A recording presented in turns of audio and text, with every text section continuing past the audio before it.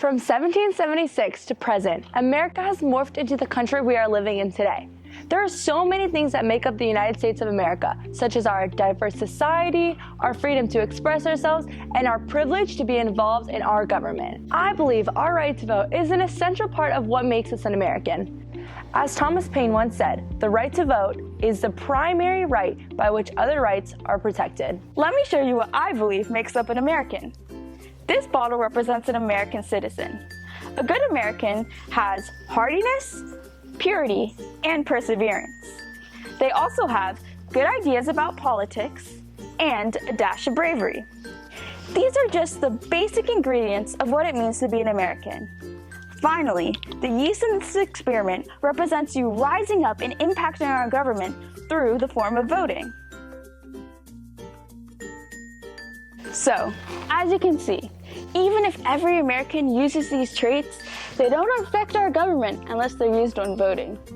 How we participate requires knowledge and effort. I never said getting involved in politics will be easy. The impact you have when you mark a ballot is incredible. You are participating in the political process, but it doesn't just stop there. You should vote because then you can have a say in who is making the laws. The character of this country is on the ballot. Who we are is on the ballot. What kind of politics we expect is on the ballot. Each one of us play a role in this experiment called American democracy. When you're a part of a democracy, your participation is what results in the election of politicians who are then expected to represent your interests. If you don't speak your voice, you won't get anything like what you really want. So if you're not voting, in essence, you're removing your ability to influence or shape the behaviors that politicians engage in once they're elected. I believe every citizen has the right to vote, and I believe we should do everything we can to make it easier for every citizen to vote. There are many other ways to participate in the political process, like creating videos to share your concerns,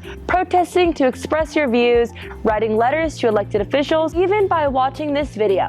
You are participating in the political process. Every step you take, every door you knock, every call you make, every sign you plant, every postcard you send, all of that can make the difference. There's nothing like face-to-face interaction, so I definitely encourage folks to reach out to your candidates, attend an event that they're speaking at. So that you can make an educated decision when you go to mark your ballot. So your vote really determines the extent to which you get what you want out of your community. Unlike some countries around the world, we don't actually require it. There are some countries that have mandatory voting because basically we say, well, it's your right as an American not to vote if you so choose. Suddenly people woke up and said, oh, I guess we can't take this for granted. We've got to fight for this.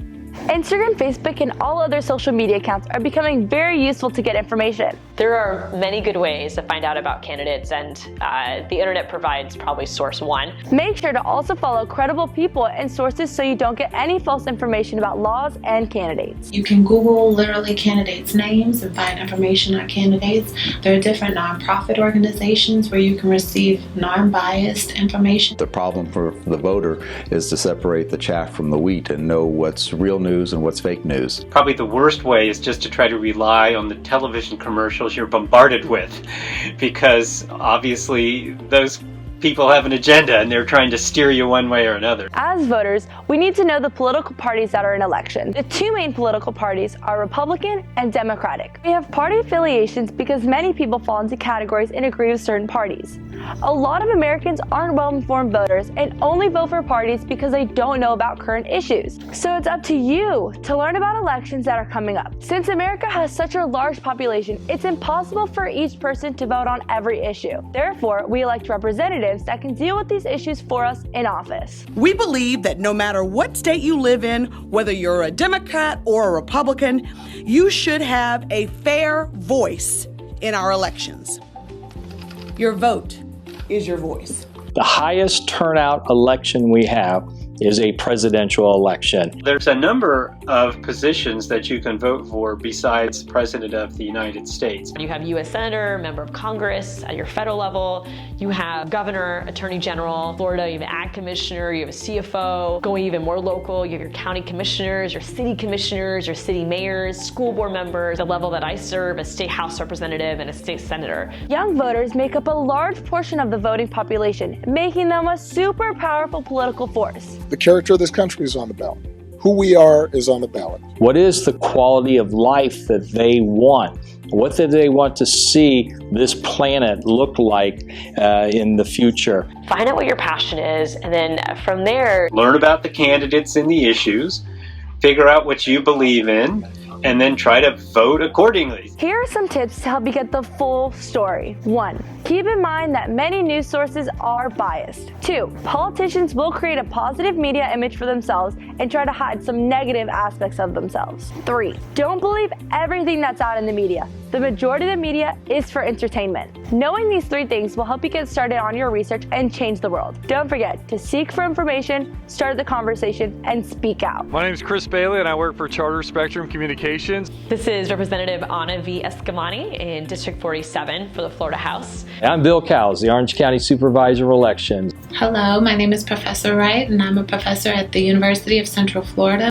I'm Charles Lacey. I'm the mayor of Winter Springs. And I encourage every citizen in the United States. And I expect to see all of you at the polls. And I encourage everyone. You'll go vote.